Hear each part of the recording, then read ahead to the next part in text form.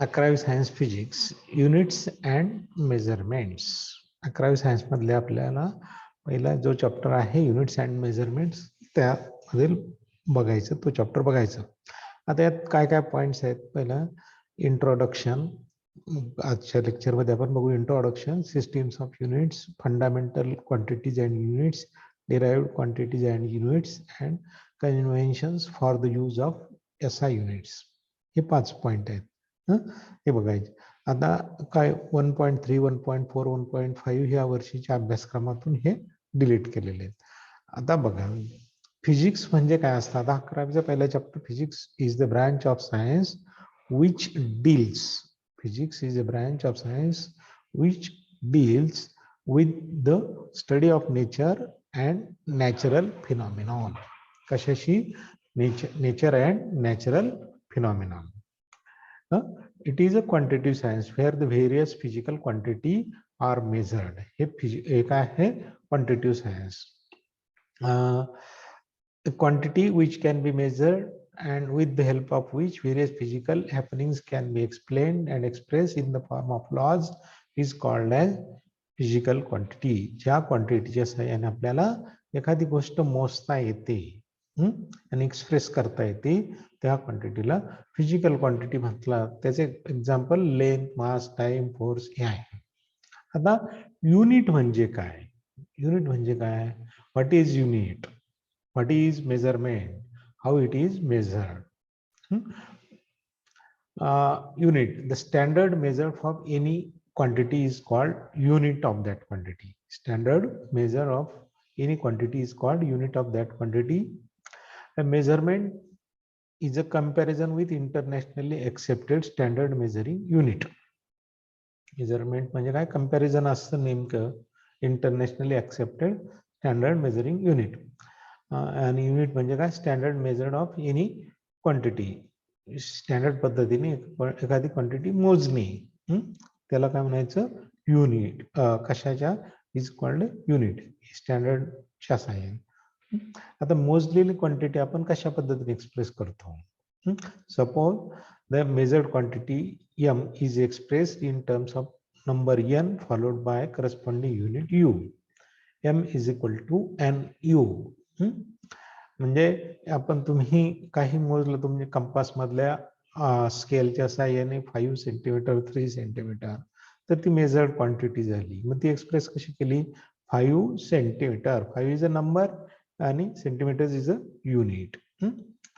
त्याचं example length of wire.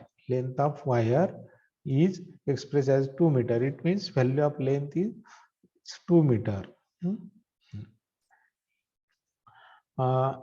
आता different quantities are measured in different units. True or false? It is a true. आपल्याला पुन्हा एकदा definition. What is unit? Unit is a standard measure of any quantity that is called as unit. मग आता which units you have used in laboratory for measuring. लॅबमध्ये, प्रयोगशाळेत तुम्ही काय आहे हे कोणते युनिट वापरलेले आहेत? तर लेंथ करता कोणतं वापरलं? मास करता कोणतं वापरलं? टाइम करता कोणतं वापरलं? टेम्परेचर करता कोणतं वापरलं? फिजिकल क्वांटिटी आणि त्याचे युनिट्स लॅबमध्ये, प्रयोगशाळेत वापरलेले युनिट. लेंथ करता तर तुम्ही कोणकोणते वापरले? Millimeter, centimeter and meter. हे प्रयोगशाळेत, लॅबोरेटरीमध्ये तुम्ही हे युनिट वापरले. नेक्स्ट आहे मास. मग मास मध्ये काय, कोणतं युनिट वापरलं मास करता? ग्रॅम आणि किलोग्रॅम. टाइम करता, वेळे करता काय? Second, minute. हे 2 वापरले. नंतर काय आहे? टेम्परेचर करता. टेम्परेचर करता कोणतं युनिट वापरलं? डिग्री सेल्सिअस आणि डिग्री फॅरनहाइट. ह्या पद्धती. आता systems of unit. Describe briefly 4 different types of systems of unit. 4 प्रकारच्या सिस्टीम्स ऑफ युनिट्स आहेत. कोणकोणत्या आहेत? CGS system. It stands for centimeter, gram, second system. In this system, length, mass, and time are measured in centimeter, gram, and second respectively. MK system. It stands for meter, kilogram, and second this system. In this system, length, mass, and time are measured in meter, kilogram, and second respectively. FPS system. It stands for foot, pound, second system. In this system, length, mass, and time are measured in foot, pound, and second respectively. या पद्धत. And last system, SI system, it replaces all above system. पहिली system काय आहे की CGS system. CGS system मध्ये काय म्हटलं जातं? It stands for centimeter, gram, second. In this system, length, mass, and time are measured in centimeter, gram, second. नंतर MK system, meter, kilogram, second. Length, mass, and time are measured in meter, kilogram, and second. Nantar FPS, foot, pound, second. Length, mass, and time are measured in foot, pound, and second. And SI system, it stands for System International, and this system has replaced all other systems above. Nantar fundamental quantities. What are fundamental quantities? Fundamental quantity. Fundamental शब्दाच्या अर्थावरूनच आपल्याला fundamental म्हणजे मूलभूत. The physical quantities which do not depend upon any other physical quantity for their measurement. That is, they can measure directly. They can measure directly are called fundamental quantities. हे काय आहे? Fundamental quantities. Next, fundamental units. What are fundamental units? Fundamental quantity unit la fundamental units. Fundamental units, the units used to measure fundamental quantities are called fundamental units. आता असे किती fundamental quantities आहेत आणि किती units आहेत? There are 7 fundamental quantities. कोणकोणत्या आहेत त्या? Length, mass, time, electric current, temperature, amount of substance, and luminous intensity. Length, mass, time, electric current, temperature, amount of substance, and luminous intensity. आता त्या ह्या 7 फंडामेंटल क्वांटिटीचे फंडामेंटल युनिट्स. लेंथचं SI unit काय आहे? मीटर, त्याचा सिम्बॉल स्मॉल m. मासचं SI unit आहे किलोग्रॅम, त्याचं सिम्बॉल kg. टाइमचं SI युनिट आहे सेकंद, त्याचं सिम्बॉल s. इलेक्ट्रिक करंटचं SI युनिट आहे एम्पियर, नंतर त्याचं सिम्बॉल कॅपिटल A. टेम्परेचरचं SI युनिट केल्विन, त्याचा symbol K. Amount of substance mole मध्ये मोजलं जातं SI युनिट, त्याचं SI युनिट मोल, MOLE, आणि सिम्बॉल MOL. ल्युमिनस इंटेन्सिटी कॅन्डेला, त्याचं SI युनिट काय आहे? कॅन्डेला, आणि सिम्बॉल CD.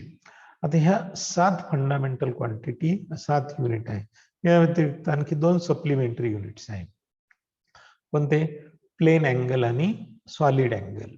प्लेन अँगल म्हणजे तुम्ही नोटबुक मध्ये एखादा अँगल काढला किंवा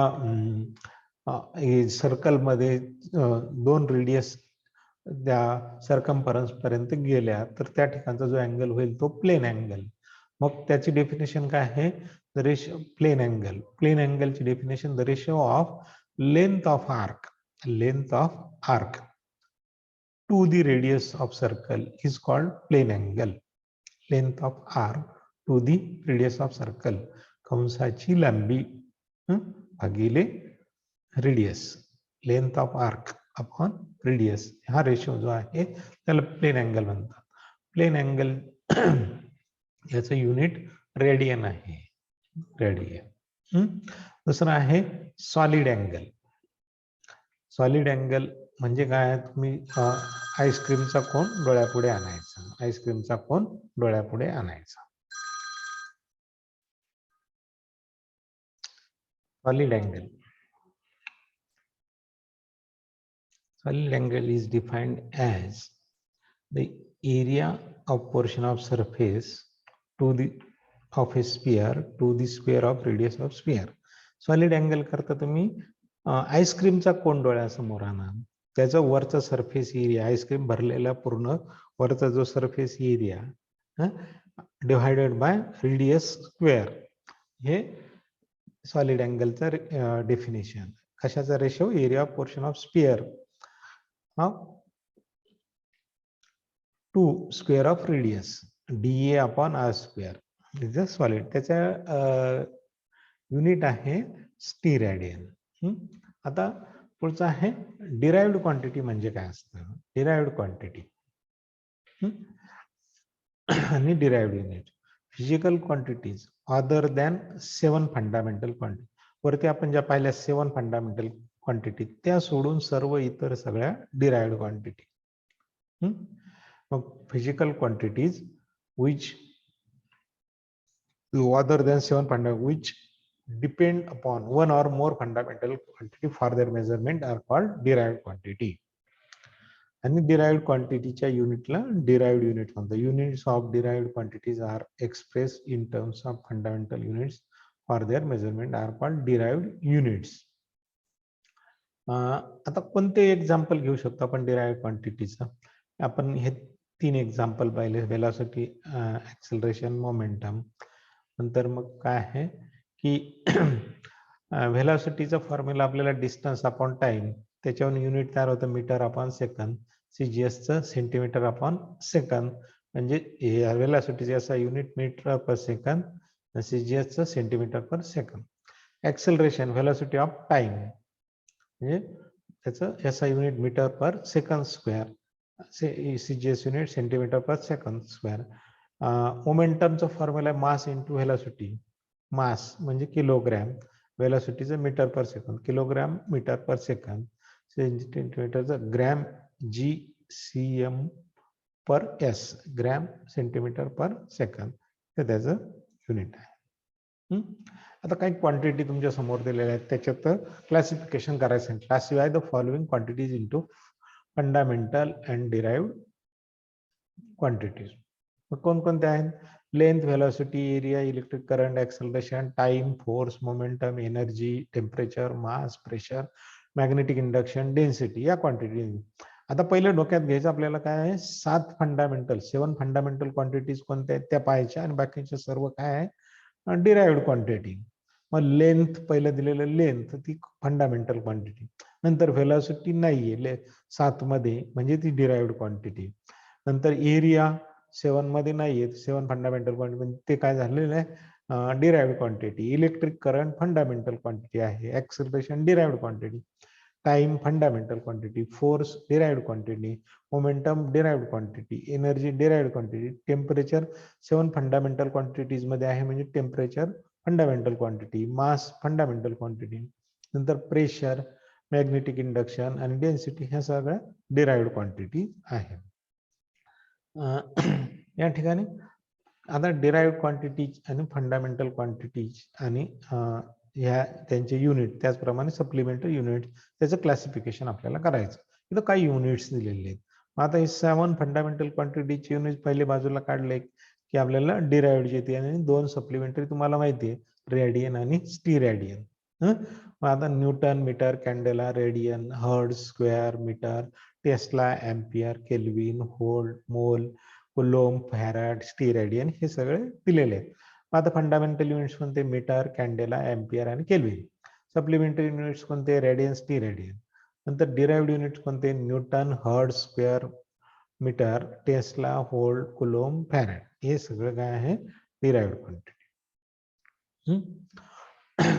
आता list the conventions followed while using SI unit. SI unit वापरताना कोणते कन्व्हेन्शन्स फॉलो करतात, कोणकोणते आहेत बघा. The following convention should be followed. First, unit of every physical quantity should be represented by it's symbol. प्रत्येक फिजिकल क्वांटिटीचं unit सिम्बॉलनेच दाखवावं हे conventions followed by SI unit. SI unit एखादं लिहिलं, SI युनिट कसं लिहिणं विद्या तर सिम्बॉलने दाखवायचं. सिम्बॉल कोणते आपण पाहिलं मीटरचा M, सेंटीमीटरचा CM, हे सेंटीमीटर हे CGS झालं, मीटर हे SI युनिट. अशा पद्धतीने मीटरचा M लिहायचं, किलोग्रामचं KG लिहायचं, हे सिम्बॉलने रिप्रेझेंट करायचं. दुसरं कन्व्हेन्शन्स काय आहे की full name of unit always starts with smaller letter even if it is named after a person. जर तुम्हाला एखाद्या युनिटचं पूर्ण नाव लिहायचं असेल तर ते स्मॉल लेटरने सुरू करायचं, जरी ते पर्सनच्या नावावरून दिलेलं असेल तर. म्हणजे फॉर एक्झाम्पल 1 न्यूटन, 1 जूल हे आहे. न्यूटन मधला एन ज्यावेळी तुम्ही युनिट म्हणून लिहिणार त्यावेळी स्मॉल लेटर लिहायचं. But symbol for its named after person should be capital. पण न्यूटनचा सिम्बॉल लिहिताना, फुल नेम लिहिताना आपण स्मॉल एन ने सुरुवात केली, पण सिम्बॉल लिहिताना कॅपिटल या. तसं जूलचं सिम्बॉल काय, जे, कॅपिटल जी. नंतर पुढचं convention, symbols for units do not take plural form. युनिटचे सिम्बॉल प्लुरल फॉर्म मध्ये लिहिले जात नाही. मीटरचं मीटर्स मध्ये वगैरे असं MS असं केले जात नाही. पुढचं कन्व्हेन्शन काय, symbol for unit do not content any full stop. काय आहे की त्या ठिकाणी सिम्बॉल लिहिताना any full stop at the end.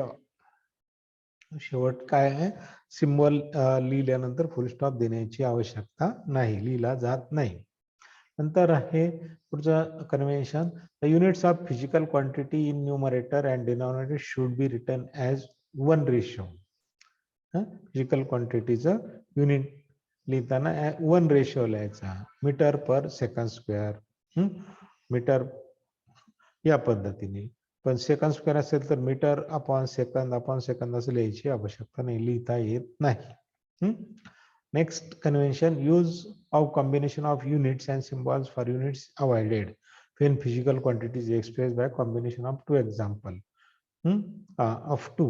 For example, काय है, unit of joule, unit joule per kg, where k is correct while joule and kg असं k असं लिहिलं जात नाही.